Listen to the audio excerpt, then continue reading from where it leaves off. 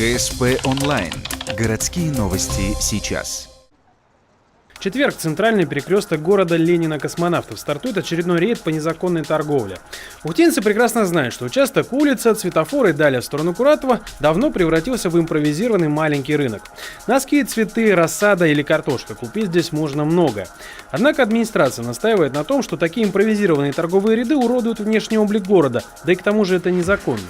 Поэтому рейд здесь не новинка. Кстати, этим летом они будут ежедневно.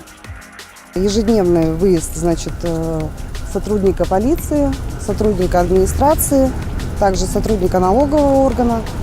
Будут составляться протоколы, ежедневно выписываются штрафы. Незаконным торговцам на месте выписывают уведомление о приглашении составления протокола.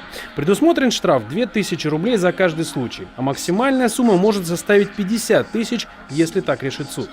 Сами торговцы, многие из которых пожилые люди, бабушки, отвечают, что это их хлеб.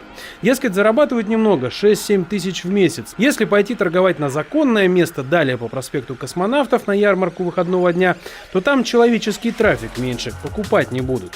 Да и место там не особо благоустроенное.